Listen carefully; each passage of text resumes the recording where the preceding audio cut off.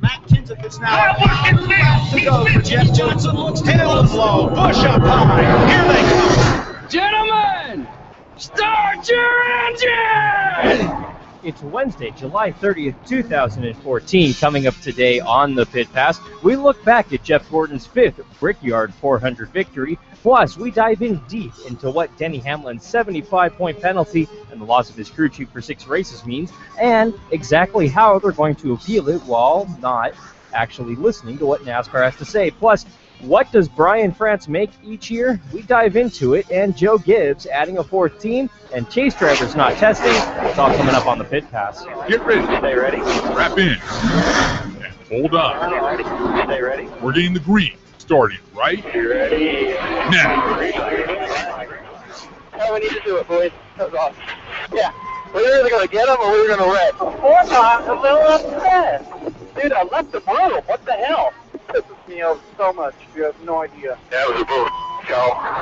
You never quit. This is how you're going to win a championship. You never quit. Therefore, we're going to keep scratching off that bucket list for you, buddy. Stay in it. Wide open. Come on. Come on, baby. How about that, boys? You're awesome. This is the Pit Pass, your personal pass to everything NASCAR. Live from the Pit Pass Racing Studios in Southern California. Here's your host, Alan Bailey. Doubleheader coming at you here on ARN today. Welcome on into the Pit Pass, your personal pass to everything NASCAR. You can follow me on Facebook, Twitter, and Instagram at the Alan Bailey. Also use the hashtag ARNRace to get in on this conversation. Jeff Gordon, winner at the Brickyard, his 2nd win of the 2014 season. And oh, by the way, his 90th career victory, his record-setting 5th victory at that racetrack. No one has ever won more races at the Brickyard in any series, let alone in NASCAR. So congratulations to Jeff Gordon and everybody at Hendrick Motorsports and that number 24 Chevrolet as well. Big show coming at you. Double header, actually. The Pit Pass now shifting gears coming up right after that. Double header, 2 hours here on ARN. A lot of interesting stuff happening in and around the garage area. And guess what? That's where we're going to kick everything off. We are going to take you right into the garage because leading off our hot topics is the fact that NASCAR docking Denny Hamlin 75 championship driver and owner points for basically a bad firewall. Yeah. Well, NASCAR issued a P5 level penalty against Hamlin and the team on Tuesday evening, stripping Hamlin and owner Joe Gibbs of 75 driver and owner points, now respectfully, while surrendering crew chief Darian Grubb and car chief Wesley Snirl for 6 races each. They're suspended, with Grubb being fined $125,000. Minutes after Tuesday's penalty was announced from NASCAR, Joe Gibbs Racing said in a team statement that the organization plans to actually appeal the penalty, but the fact that Grubb, the crew chief, and the car chief, Snell, will actually begin serving their suspensions this weekend at the Pocono Raceway. We'll dive into the penalty and what exactly it means and why it was so hefty from NASCAR. And NASCAR Chase Championship eligible drivers are going to go do a tire test, but they're not actually going to do the tire test. NASCAR will not allow championship eligible drivers to participate in a Goodyear tire test at Homestead Miami Speedway, but to ensure fairness, NASCAR will allow organizations represented in the chase for the NASCAR Sprint Cup Series Championship to participate in the August 26 test because Homestead is the site of the title-deciding final race. Teams will have to send a driver not qualified for the chase to the tire test. The restrictions create a dilemma for teams like Penske, which has both Keselowski and Logano already qualified for the chase, but the other two-car team does not have a Sprint Cup Series driver on its roster. Hendrick Motorsports has 3 of its 4 drivers qualified. Should Casey King qualify for the chase, Hendrick would have to look outside its immediate organization for a substitute. Also, in the garage area, a lot of Junior Nation have been wondering the same question. What's going to be happening atop the crew chief box for Junior in that number 88 Chevrolet in 2015 when Steve Letarte, current crew chief, steps into the NBC broadcast booth next season? We found out today crew chief Greg Alves will join Hendrick Motorsports following the 2014 season to lead that number 88 Sprint Cup Series team, and driver Dale Earnhardt Jr. Now, Ives, who is 34 years old, was a race engineer for Jimmy Johnson's historic 5 consecutive championship run from the year 2006 to 2010 with the number 48 Hendrick Motorsports team. He will work alongside Jimmy Johnson's crew chief, Chad Knaus, and share the shop that is currently occupied by the number 48 and 88 Chevrolet SS teams. Now, who is Greg, you might ask? Well, he currently is the crew chief for Chase Elliott in the NASCAR Nationwide Series, believe it or not, and he does have 5 wins in the Nationwide Series to his credit, and altogether, he has also contributed to 42 wins, 133 top 5 finishes, 21 pole positions as well in the NASCAR Sprint Cup Series, and oh, by the way, 5 championships in a row. In November 2012, Alves transferred to JR Motorsports as part of a crew chiefing role for Regan Smith. The duo won 2 races in 2013 before he was named Elliott's crew chief prior to this season.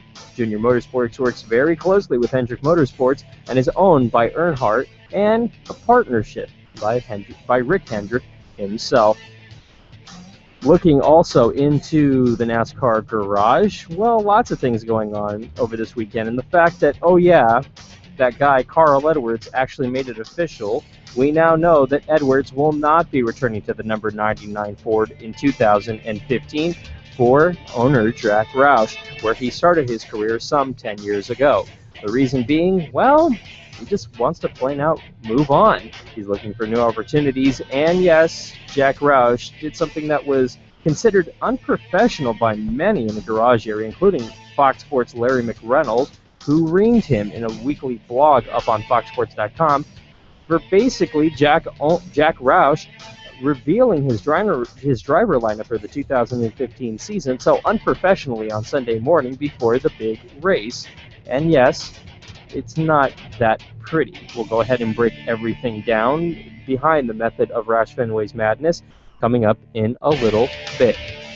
But first, I want to tell you that if you are looking for a brand new website, or if you're looking for a redesign on a website that you have, do not try one of these build your website for frees, and don't go to an expensive web designer that's going to charge you an arm and a leg. You want something affordable for your business, so here's what you do. You call my man at Apollo Aesthetics. You call Ruben at Apollo Aesthetics. He'll not only get you a quote quick and easy, but he'll also do a rendering of what your website will look like when it's all said and done. If you don't like something, you can change it. Just talk to him, and he'll be more than happy to accommodate you.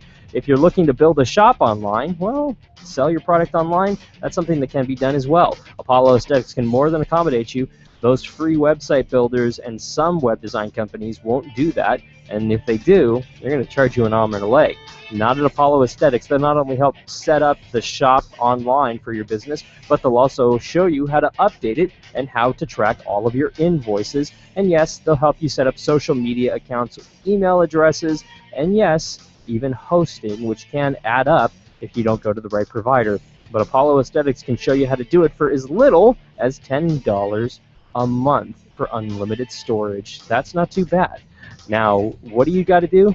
Just go ahead and log on to Apollo Aesthetics and ApolloAesthetics.com in order to request a quote to build that website today. It's Apollo Aesthetics and ApolloAesthetics.com. We're going to go ahead and we're going to step aside right here. A lot of stuff to cover. Jeff Gordon's historic 5th win in Indy is a big one. The fact that Ty Dillon also won the Nationwide Series race, not in so much dramatic fashion, but very cool place to get your first win nevertheless. We'll break down his win as well. Plus, we'll take a look at what Brian France makes each year. We're part of this program, and part of the thing that I feel a responsibility to do is to inform people that NASCAR is in fact owned by a singular family, and it's spearheaded by one man, Brian France. And the fact of the matter is even though NASCAR teams and NASCAR themselves are thriving, this man in particular is very much thriving in what is considered to be a down economy, or a time in which team owners, NASCAR, TV ratings are all suffering financially and figure-wise. This man clearly has not been affected by all the above. So we'll break down what he makes per season, and we'll take a closer look at the books of NASCAR. It gets very interesting and little inky. Poconos coming up this weekend. We'll break it all down.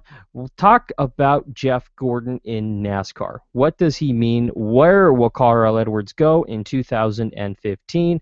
And oh, by the way, what's this whole concept that the Race Team Alliance has about not testing in Daytona? We're going to go ahead and share with you some of their ideas, and a lot of them make kind of a lot of sense. Yeah, who would have thought it? Somebody besides NASCAR had a brilliant idea. Go figure. NASCAR. We'll go ahead and break everything down when we return. You're listening to the Pit Pass, your personal pass for everything NASCAR, right here on ARN. This is ARN, the American Racing Network. Do you have the next big idea or the next product to sell online? Don't know where to begin? Well, it's very simple. ApolloAesthetics.com. They'll not only help build your website for you, for your company, but they'll also help get you involved on social media and help get ads placed on Google. What you do is log on to ApolloAesthetics.com, where you can request a quote to build your brand new website right now. They'll help set up email and hosting for you as well. That's Apollo Aesthetics and ApolloAesthetics.com. I'm sorry, sir, but it appears as though your credit card has been declined. Did everyone hear that? This person right here, credit card declined. If we can please have an awkward silence. Whoa, I'm with a date here. Look, so I'm late on a few payments. I'll make it up next month, promise. He promises to pay it all back next month. Can we have an aww? Putting more on your card than you can afford to spend can lead to even bigger problems, like public humiliation. Don't let your credit put you in a bad place. Go to controlyourcredit.gov. Brought to you by the U.S. Department of Treasury and the Ad Council. Hi, I'm Jeff Hamlin alongside NASCAR driver David Reagan. When it comes to tire safety, nothing is more important than your tire's air pressure. Just like a pit stop, checking your air pressure takes just a few moments. And those few moments will not only keep you and your family safe on the road, it can also help save you money. Properly inflated tires can improve gas mileage, which will save you money at the pump. So be tire smart and make sure your tires are properly inflated. Learn more at betiresmart.org. A message from the Rubber Manufacturers Association. Live from the Pit Pass Racing Studios in Southern California, once again, Alan Bailey. Alan, I love the choice for Dale Earnhardt's new crew chief, but who will crew chief that Chase Elliott in the Nationwide Series next season? Honestly, that's the big question. That's the question mark. If you're just joining us, NASCAR team owner Rick Hendrick announcing that the crew chief for the number 88 Chevrolet in 2014 will be Chase Elliott's current crew chief in the Nationwide Series, who is Greg Alves, will be joining Hendrick Motorsports in the Cup Series. He worked for Chad Knaus on the number 48 team. He was there for the first 5 championships, which, by the way, were in a row, responsible for over 40, or I should say contributed to over 40 wins in NASCAR, 5 championships in a row, over 110 top 5 finishes, 20-something poles. This gentleman knows what he's doing when it comes to working on race cars. I have no doubt in his abilities. You look at the Hendrick Motorsports general manager, he said earlier today in the press release that 2 contributing factors actually went into this. Number 1 was the relationship with Dale, and number 2 was the relationship with Chad Knaus. I'm not saying Chad Knaus is actually controlling anything at Hendrick Motorsports, far beyond that. But the fact of the matter is the 88 and the 48 share a race team, share a shop. They're sharing information. So whoever is working as the number 88 crew chief has to work well with Chad. So there has to be a good relationship there. Chad Knaus is a dictator. If there's ever been a dictator, Chad Knaus fits that mold. He's ranked up there with some of the worst, to be very frank, but he's a very good guy when it boils down to it, and he expects a lot out of his race team. Now, with that said, really, is this a good thing or a bad thing? Kind of on the fence on this, because truly we don't know how these guys are going to pan out, how it's going to pan out.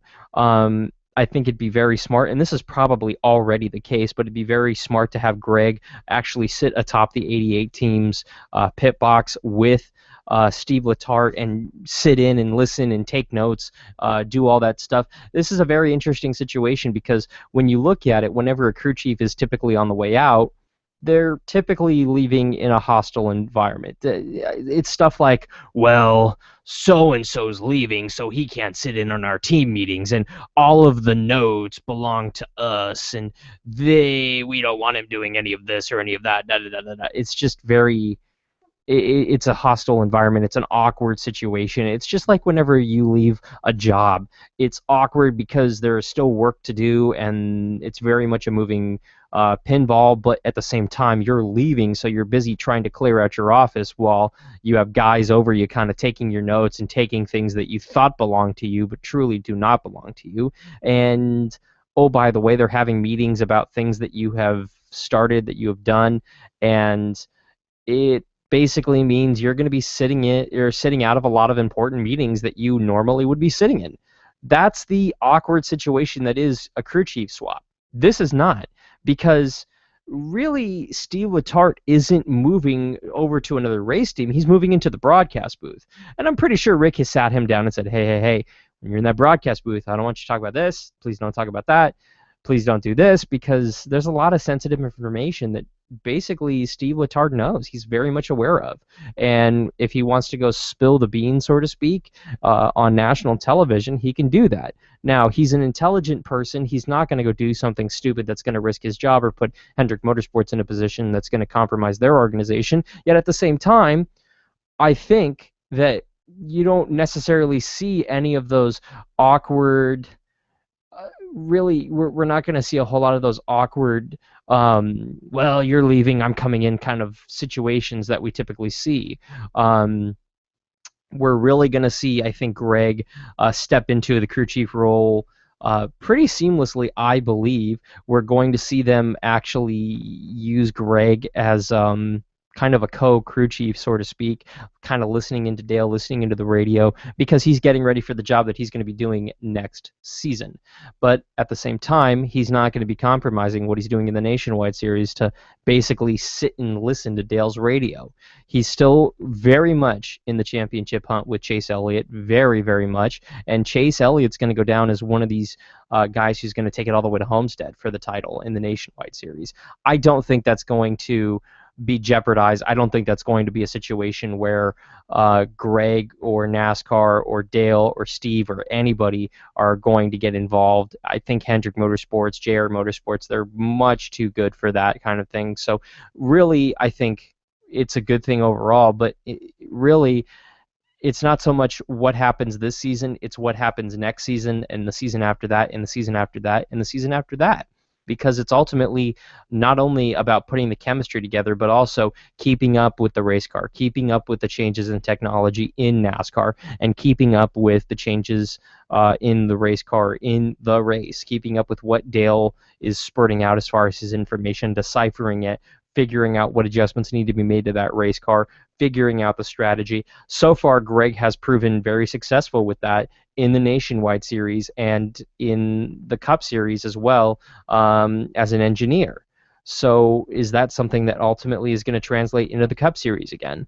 I tend to think so. With that in mind, I think we're going to see a year of trials, a year of experimentation, because ultimately the first year is somewhat of a bumpy year. Don't expect Dale to go make the chase next season. Go in with low expectations. Not saying that they're not going to make the chase, but I'm saying if you go in with low expectations, you're going to be pretty darn happy if Dale makes the chase. And if he doesn't make the chase, no big deal, because they can continue on in future years. With that being said, Dale Earnhardt Jr. is currently in the best chance he has for a championship in NASCAR. This is going to be the year that he either wins it all or he doesn't. And you know who he's going to have to beat? Jeff Gordon. Gordon will take this thing, I think, all the way to Homestead. He's going to be competitive all the way through, because if you look at the Hendrick organization, the guy who's been competitive all season long, pretty consistently, Jeff Gordon.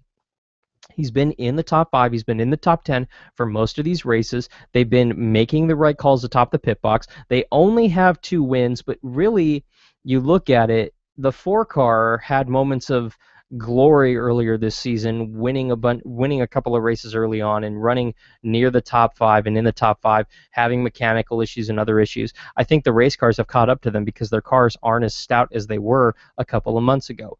Jeff Gordon, Hendrick Motorsports, they've kept up with the race cars. You look at Jimmy Johnson, his cars a month ago, were stellar. Now, they're junk. They're garbage. 2 months ago, Jimmy Johnson went on a tear, and we thought he was honestly going to go on one of these tears and just go out and win 10 races. And it felt that way. But now Jimmy doesn't have that. The 5 car has been struggling all year long.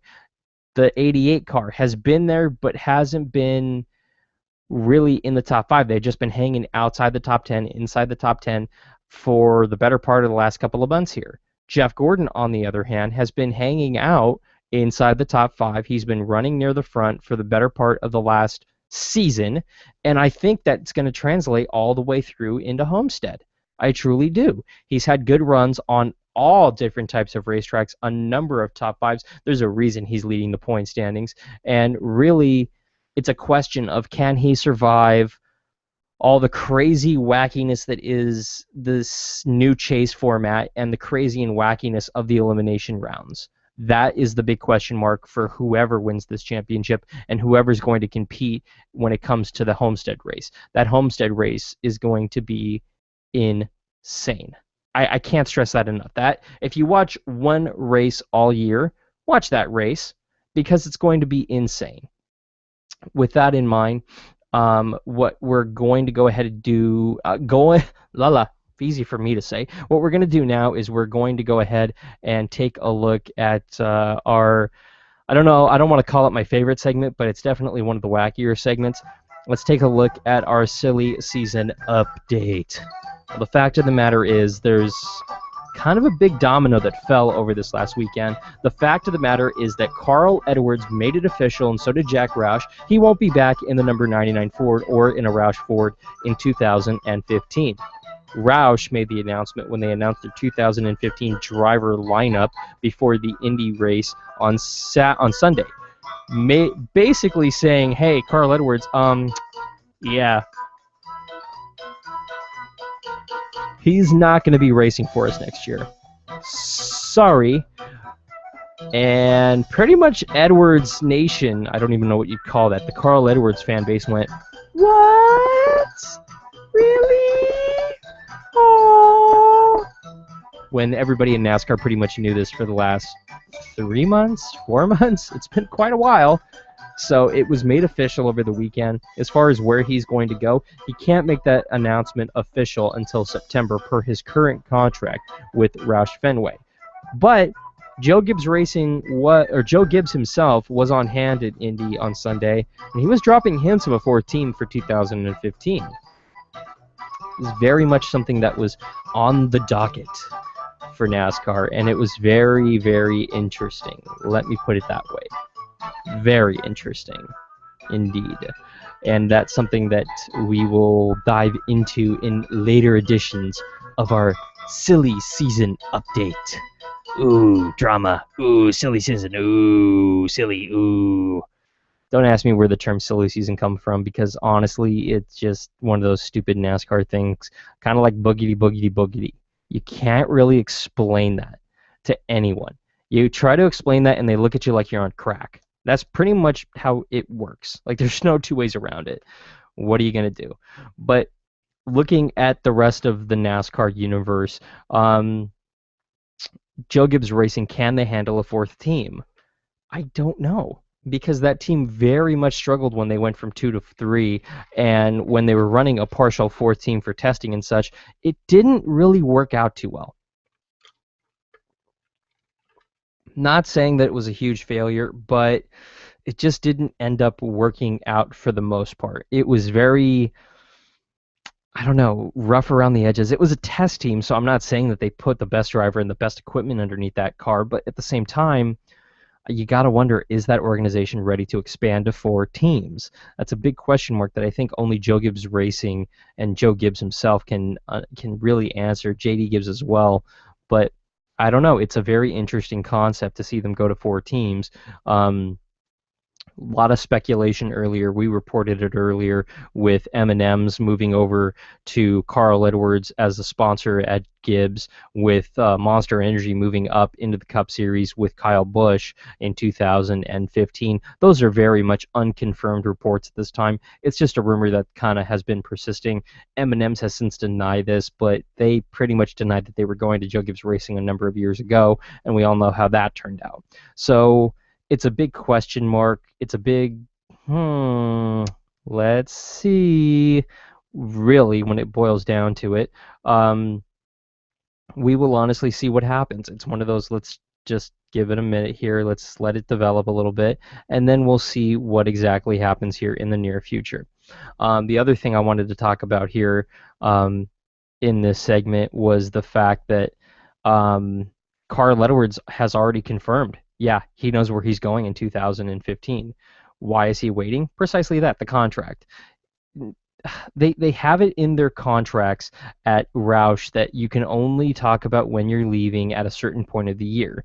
And I honestly don't know if it's because they don't want to have the hoopla around it until the chase starts, or what. I don't know, because Roush knows where Carl Edwards will be racing next year. Edwards knows that. The owner, Joe Gibbs, knows where he'll be racing next season. It's a matter of, hey, why don't you just say what we're all thinking or address the elephant in the room?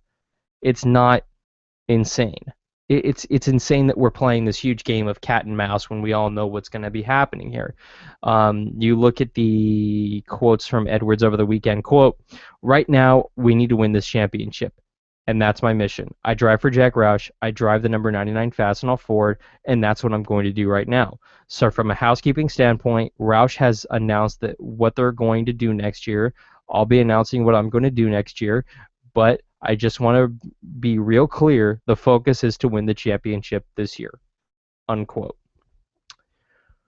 Well, yeah, but your boss basically stood up and said, "Hey, everybody, even though the second biggest race of the year is about to happen, and even though my drivers might win it, and even though I'm trying to get all my drivers in this chase, I want y'all to know we're fine. We're not going to have Carl Edwards back next year. We're going to have these guys back. His sponsors are going to become their sponsors, and we're re-signing the current sponsors we have because they like to go to the 99-cent store of NASCAR Sprint Cup Series racing right here at Roush Fenway." It's called Fenway because I wasted all of my money, and I'm an idiot when it comes to business, so I had to sell half my organization to the guy who owned the Red Sox, Mr. Henry. So I can't afford him because I'm broke. I had to go to Ford a number of years ago in order to hire him again, and the only reason he stayed was because of the money. It was a waste of time for me. I should have had that money put in my pocket, cause I need another airplane, cause I crashed the other one a little while ago. I almost died. Anybody want to go for a ride in my airplane? Airplane. Jack Roush is I don't want to say the Forrest Gump of NASCAR, because honestly that's a little insulting to Forrest Gump, but he's the Forrest Gump of NASCAR. He, at one point, was a very smart businessman, but every single one of the drivers that drove for him have left his organization and found more success within the first 2 seasons away from his organization than they did in triple the time at his organization. I'm seeing a pattern develop here, Jack. Mark Martin has gone on record documenting this, and I believe it to be very true. He has said multiple times, if I didn't stay with Jack Roush, and I didn't sign with Jack Roush, I could have gone somewhere else, and I would have won at least 2 championships. I completely agree with that. Roush very, very much held back Mark Martin from a championship or 2 or 3. We'll never know. That was Mark's mistake. He did that out of friendship and out of loyalty, which at one time, and on one hand, I can honestly respect and I can understand that. But from a business and a personal standpoint, it makes more sense for you to say, hey, buddy, Jack, this is business. I have to go race my own deal. I got to go get into a competitive car, and I can't hold your hand for this horrible, horrible 25-year NASCAR experiment that clearly isn't working out. Oh, but Mark, won't you keep racing the Ford that Ford keeps paying me to Ford say, Ford? Please? Ford owns Ford. That's why Ford have to say Ford every Ford sentence, Ford. Jack, seriously, I don't want to say he needs to get out of NASCAR, but he needs to hire the right people. He needs to get the right people in the right positions. I think the fact that he plays musical chairs every other month practically in his organization with management is a sign. They are clearly in need of rebuilding. You go back 10 years ago, they were doing pretty good. They had the mile and a half very securely dominated. But now, that organization is very much struggling. You look at the guys who have given basically Jack all of his victories. Edwards, leaving. Kenseth, leaving. You look at Kurt Busch, left. You look at McMurray, left. Reagan, left. Mark Martin, left. Anybody who's won in a Jack Roush Ford has left. What does that say? What does that say? Look at Jimmy Johnson. Same organization, same car, same crew for his entire career. Jeff Gordon, same organization, same car. The crew has come and gone. Yeah, times change. But to Jack Roush, racing is essentially a musical chair revolving door. They are in need of rebuilding. Can Biffle lead them? These are the questions that we will answer when we return. Don't go anywhere. This is the Pit Pass, your personal pass for everything NASCAR, right here on ARN, the Motorsports Authority. This is ARN, the American Racing Network.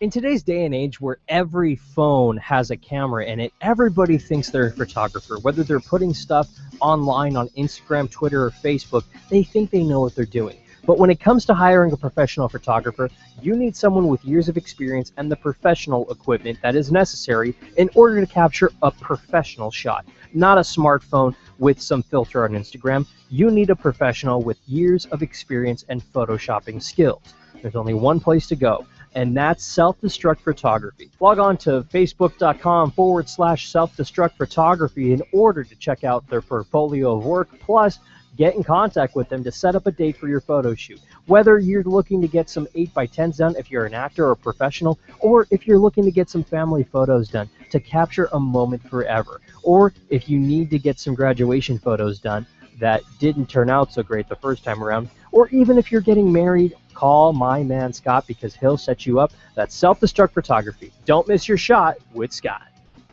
Thanks for asking, but I'd rather not send you nude pictures. I'm camera shy. I already said no. It's against my religion.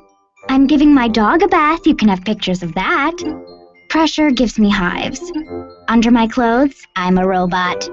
Hold on, let me ask my mom. Sorry, my webcam is broken. I'm worried they'll get passed around school. Unfortunately, I just had my clothes surgically attached to my body. If they got out, I might never be president. I'm already naked, under my clothes. Not even if you were all 3 Jonas Brothers. I have a rash. I have nudophobia. I have lizard skin. The more you ask, the less I want to. You're not the boss of me. Nudity makes me vomit. I'm a vampire, so I don't show up in pictures anyways. Your badgering has really killed the mood. When someone is pressuring you to do something you don't want to, how many ways can you say no before they get the message? Let us know at that'snotcool.com. Brought to you by the Ad Council. Okay, so let's say that you're trying to build a website for free on one of these website builders. You go ahead and spend hours uploading your personal information and all of the photos that you've taken of your products, only to find out that you can't bring a .com onto that website without paying a huge fee. And you can't remove those ads without paying a huge fee. And you can't remove all of those pesky "this website was built for free" buttons without paying a huge fee. By the time you've paid all these fees, you've paid thousands of dollars in order to remove all of these pesky ads.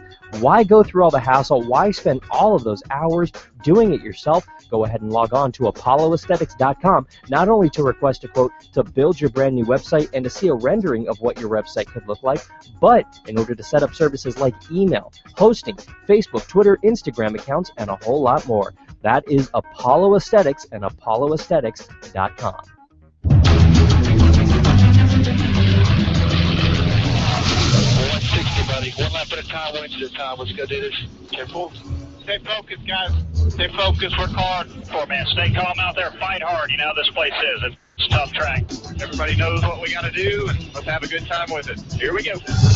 Green flag is in the air. It's a dead heat as they'll now race into turn 1. Kevin Harvick, he has a 2-car length advantage on Gordon. Lap number 1 ends in almost a dead heat. Gordon dives to the inside of Harvick looking for the lead. That's the place you want to be. He'll slip in front of him and grab that spot. All clear. Tucked in behind you. All clear. Way too tight. Really good. Just a little loose lid off. Little tight into 2, little tight into 3. Comers and goers so far as we move towards that competition caution at lap 20. Juan Pablo Montoya started up there in the top 10. Now he slipped back down to the 18th spot. What really do, man? What the hell? That 12's slowing everybody down there. He's blocking those 2 cars ahead of you, so you're so fast with them. Shocker. All right, caution's out, back or down. Awesome monster job there, guys. I think it was really strong to start with. All right, do what you tell me here. I think we got to stick with the plan. 44, 4, 55, 31. My God. Really? See what happens. Let's just say we are on our own strategy. Green flag in the air. It looks like Gordon might have spun his tires on that one. Oh, real bad wheel spin there. Casey Kane will dive to the roadside. He'll take the spot away from Joey Logano. 22 pitted behind you. You're clear by 20 on the 24th. Contact between Coleman Nard and Juan Pablo Montoya. I asked him what the hell that was all about. They said he never said a word. I got inside the 27 and he turned down on me. All out. Can I slow something or blow up? Yeah, it's not good. We know what you got there. Oh, problems in turn 3. Just hold on here. Hold on. Coming to you here. I understand tonight. No stinking brakes. I still don't have brakes. There must be cut a brake line here. Jeff Gordon trying to make a move on Kevin Harvick. Absolutely plowing. Don't let me go if he's got a problem with it. Jeff Gordon has his mind. 18's got some debris on his grill, so he's trying to get behind Jeff to get it off, and Jeff's just kind of taking off there. Coming this time. Go. How about this stuff? Come on, this stuff. Can we go all the way? I'll try to figure it out right now. It looks like it's going to come down to teammates Casey Kane and Jeff Gordon. Won't run. Everything's fine. Has fuel pressure. 83 is coasting on the apron at 1. Don't think he's going to make it back. As soon as you see a caution, we're saving. The yellow is displayed here at the Indianapolis Motor Speedway. Caution, save. Save you. We're 2 laps short here, so we need to save hard. We need to save these 2 laps here. We're good. Just save. Just keep thinking about it. We got to find a way here. You can do this. What's he doing? He's going to make it hard on us to save because he knows we're close. Stay on him. We're keeping up with the pace car here. Like, he doesn't have to roll on the outside. You know what I mean? Just ignore him. Keep saving as long as you can there. I will. My tires are filthy. All right, bud. This is it right here. Let's make this happen. Simple. You got the flag. Moving. Try 1, 2. Still outside. Chill out there. Off turn 2, Jeff Gordon is the new race leader. He has taken the top spot away. Nice and smooth. Drive away. They're on their feet. Gordon with a 10-car length advantage. Jeff Gordon masterfully on the restart. Got to the point and he is gone. Bring it on, bud. Free to go at the line. Fans are witnessing history. Gordon down through turn 4 for the final time. He now belongs exclusively to a fraternity of 1. The only 5-time winner of the Brickyard 400. You're still out to that is unbelievable. Yes! It's you guys. You did this. Brickyard 400! Greatest song baby. You are the best. Live from the Pit Pass Racing Studios in Southern California. Once again, Alan Bailey.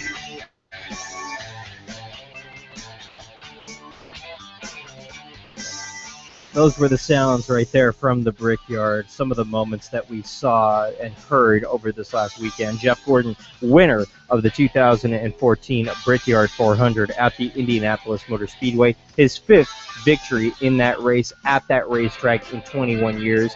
It was Hendrick Motorsports' 9th victory in the race in 21 years. And oh, by the way, it was Jeff Gordon's 2nd of the 2014 season and 90th career victory. Only 2 other men have more victories in NASCAR, and that is the King, and that is David Pearson.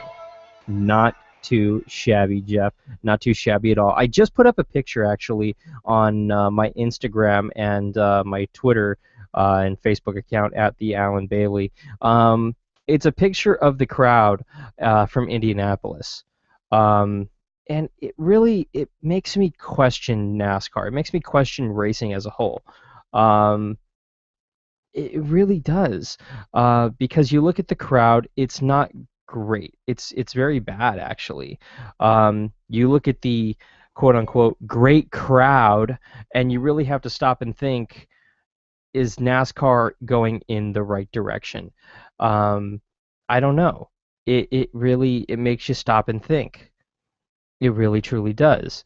Because if NASCAR is truly this sport that is the end-all, be-all for racing in America and in the States, then why in the world, at one of the towns that basically lives, eats, and breathes racing, are crowds looking like this?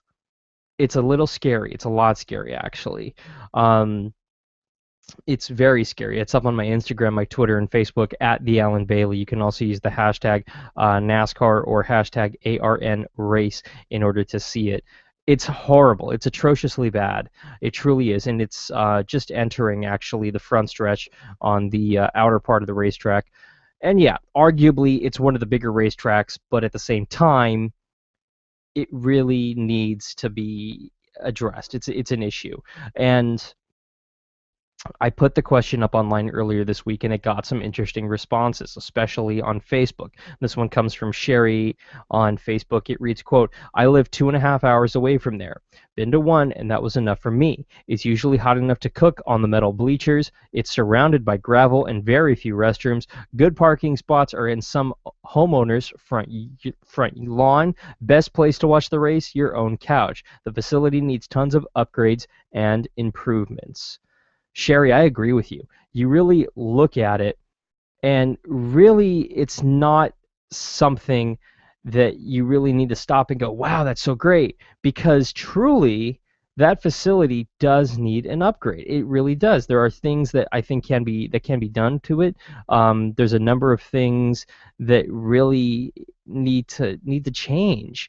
There's a lot of stuff that we can do in order to make everything better to that racetrack. But yeah, you look at it, the front stretch is basically adjacent to somebody's neighborhood. That's an issue. It's just, I don't know. I really don't know. This one actually just coming in from Elizabeth. Thanks for the info, Sherry. I'll stay on my couch. Too far to travel. It's not worth it. I'll wait for Fontana next year. Yeah. This one coming from Stephen. I went to the first one in 1994. I will never do it again. Most boring thing I have ever done. Ernie Irvan should have won that, but with 3 to go, but had a tire go down with 3 to go. Gave the win to Gordon. No way Gordon would have caught him. Yeah, that's racing. This one coming from Nivea. Can't travel that far anymore. No money for tickets. Had season tickets for the race a long time ago, but had to let them go. Couldn't get back to the races and ran out of people who wanted to buy them for me. Yeah, that happens sometimes. But I don't have a whole lot of friends that want to buy me tickets to races in general. But if I did, I definitely would want to have them closer to my friends list. This one coming from Larry on Facebook. It's a terrible track for stock car racing. It has been since the first race in 1994. It's just another race on the schedule. Daytona attendance has dwindled and would be down even more if it wasn't in February, when Northerners are looking for a place to go with no snow and temps above freezing. I concur. The summer months are hard to sell tickets because it's so damn hot. That's a huge issue. Now, should we take effectively the summer off in NASCAR? That's an interesting theory. It's never going to happen, but it's an interesting theory. I don't know. I pose the question, has NASCAR or is NASCAR losing its luster, fan appeal? I don't know. Randy had this to say on Facebook. It already has lost it. 5 to 6 years ago, we were making plans to just take 9 months and hit every race for the season. Now I can't even stand to watch the race on TV. Why, Randy? I propose the question to you. Why the swing like that in racing? Your interest in racing? There was a number of things. He responded with this. To be honest, 2 words, Brian France, and his insistence on selling out and changing the rules so that drivers with the biggest fan base, quote, drivers that sell the most souvenirs, bring in the most money, unquote, score the most points, make it into the chase, and if you're not one of those chosen drivers/teams, you're out and will never be a champion. Yes. Randy, you hit the nail on the head, my friend. That's pretty much what the problem is. Brian France controls NASCAR. It's his. He owns it. He knows he owns it, and he's treating it like his own little thing. He's trying to approach it from a business standpoint, and although I will say NASCAR technically is a business, you cannot treat it like Daddy's Fortune 500 company. You're not looking at the bottom line. You have to address what your customers, in this case your fans, want and need, when realistically they can get it at home for free. So what provokes me and promotes me to actually go out to the races? That's my question to you. And right now, I don't know. I really don't.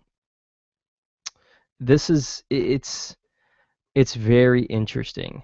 It's very interesting.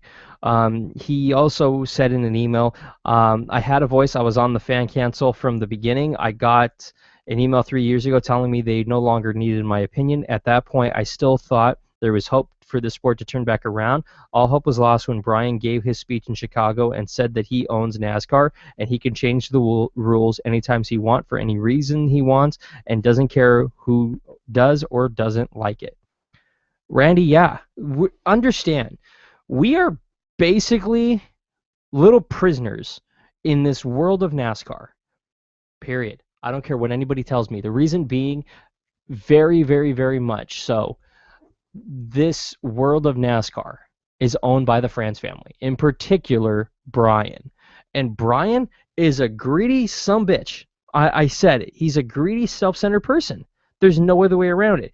He thinks he knows this industry. He thinks he knows NASCAR, and apparently he doesn't, because it's gone down very, very, very drastically. Fans overwhelmingly hate Brian France.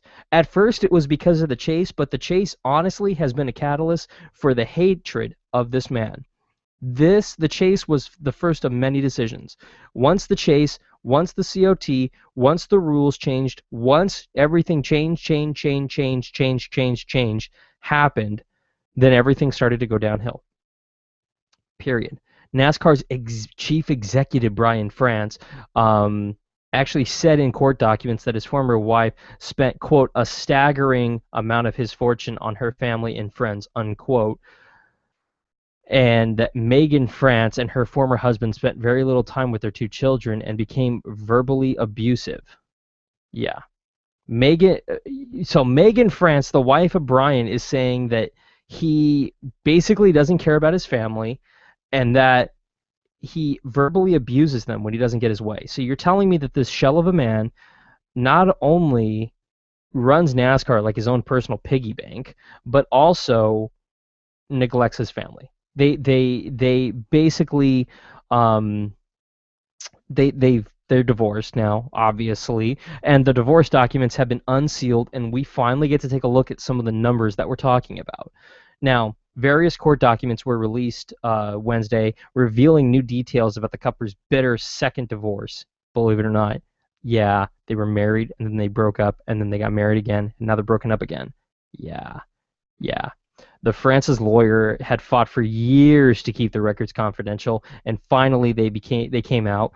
And basically, France married the Charlotte woman twice. They divorced twice. Their first marriage lasted from 2001 to 2004. They married again in 2005, and the second divorce was finalized way back in 2008. Now, several news organizations fought to unseal these news documents, arguing that those were public record, and the North Carolina Appeals Court agreed last year. So on Wednesday, 3,000 pages of documents were released, including dozens of court notations, dispositions, and emails, rather.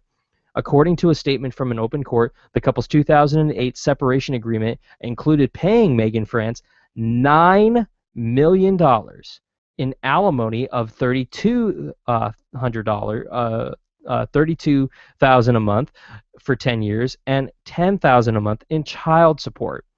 Telephone messages left by the Associated Press with the law firms representing each weren't immediately returned this week, but NASCAR spokesperson told the AP on Wednesday evening that the organization does not comment on lawsuits or this particular lawsuit. The unsealed records show that Brian France clearly is wealthy. A 2005 financial statement included in the court documents had, believe it or not, $564 million in total assets, including a stock car and real estate, and it was likely to inherit a substantial amount, unquote, from his parents, which could exceed $1 billion.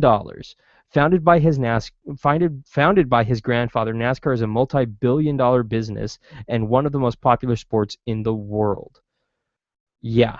But the records also show that Brian France continued to fight after he agreed with the deal with his former wife. Megan said that she has the primary caregivership for their two children who were born in 2006. She said that the records were also trying to create that she was trying to create a stable home for them in Charlotte, while France spent most of his time in Daytona Beach, the headquarters for NASCAR. Brian was... this is coming from her, quote, Brian was determined that I made the children available whenever and wherever he desires, unquote. She said this in a 2011 affidavit. She continued on to say, quote, he expects me and the children to be at his beck and call regardless of the specific terms of the agreement, unquote.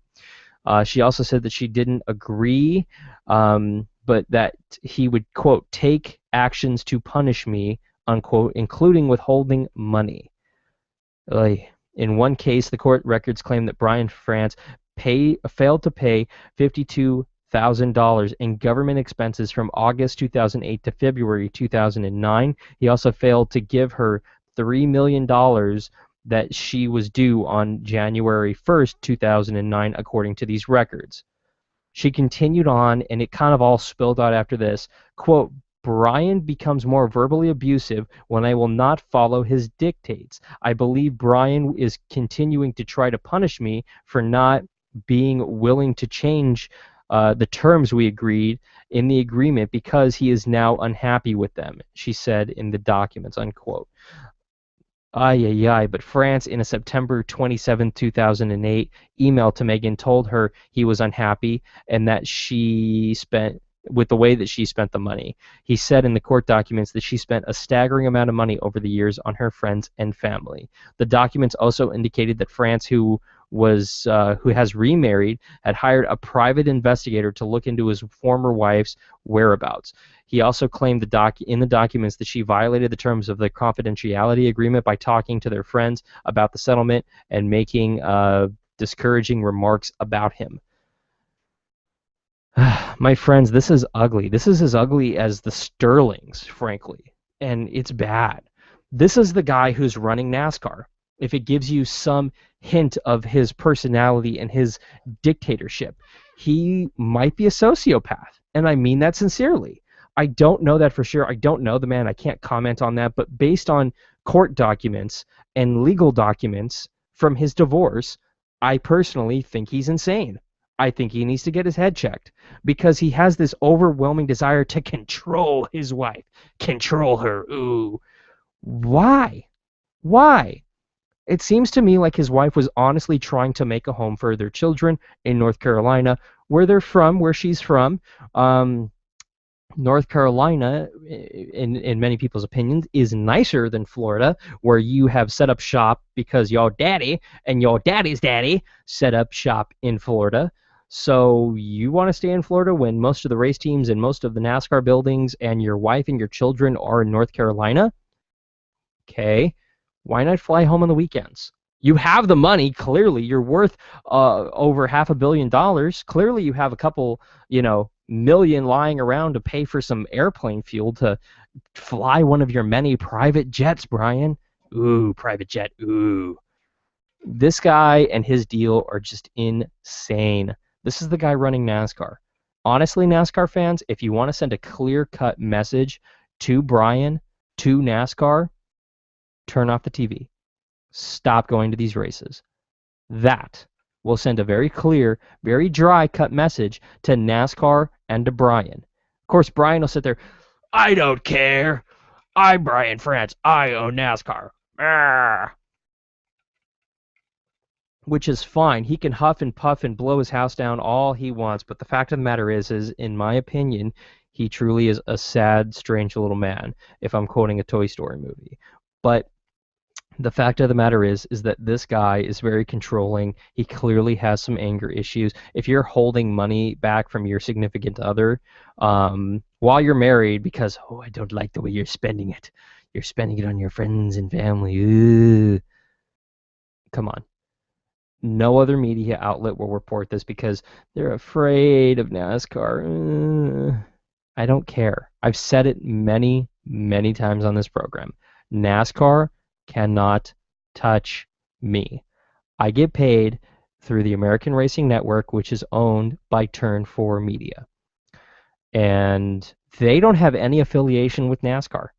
They're a company that works independently from NASCAR. They don't even work in the same realm. We're the only company that deals with racing and NASCAR that is owned by Turn 4 Media.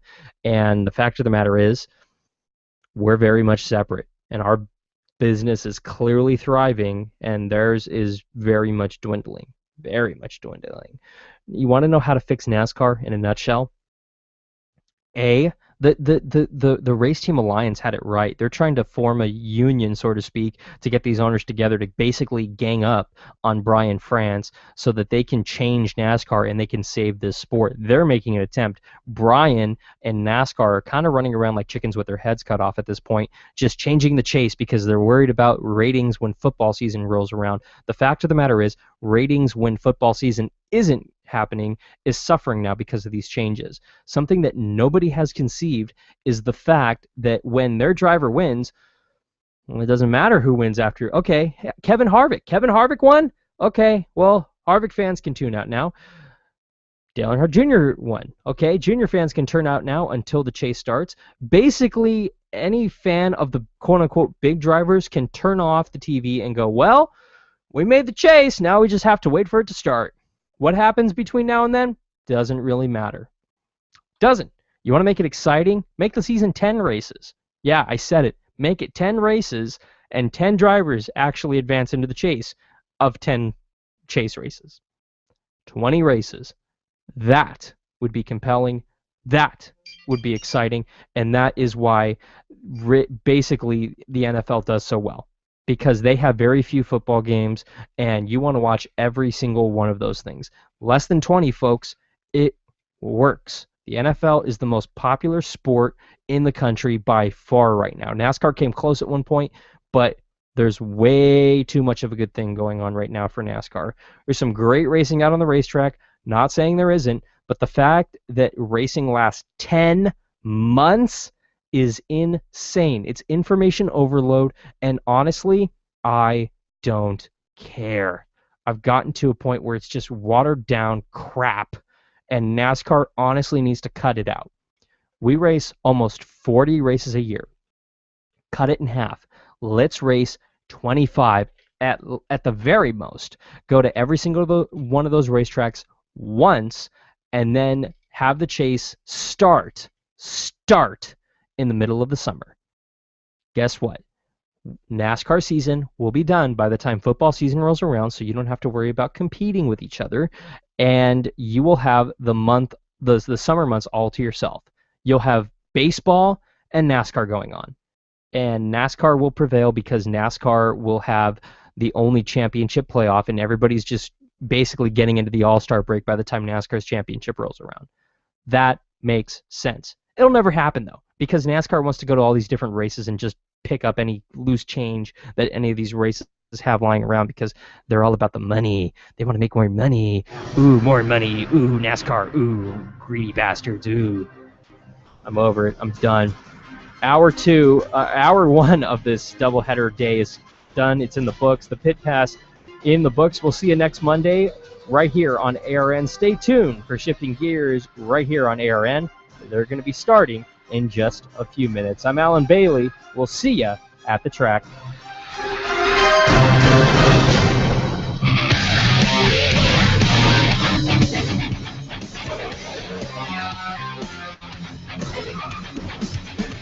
$2,000 a second he beat for it. We're going head to head. Can you handle it? I'm bleeding till the last man stands there. We're going head to head.